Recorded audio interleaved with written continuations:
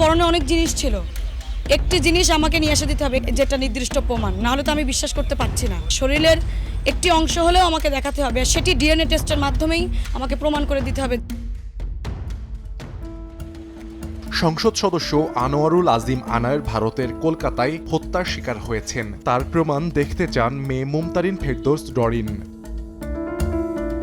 রোববার দুপুরে ঝিনাইদহের কালীগঞ্জে নিজ বাসভবনে সাংবাদিকদের সঙ্গে কথা বলেন এমপি আনারের মেয়ে। হত্যার আলামত হিসেবে উদ্ধার হওয়া বাবার পোশাক, জুতা ও আংটি দেখতে চান তিনি। একই সঙ্গে আনারের দেহের একটি অংশও দেখতে চান ডরিন। হত্যার পর লাশ টুকরা করার ছুরি বা চাপাতিও উদ্ধারের দাবি জানান তিনি। শার্ট প্যান্ট পরা ছিল, তার পায়ে জুতা ছিল, চোখে সে সবসময় চশমা পরতো, তার পকেটে টুপি থাকতো, ছোট একটা চিরুনি থাকতো, হাতে দুইটা আংটি, এখানে একটা ব্রেসলেট থাকতো।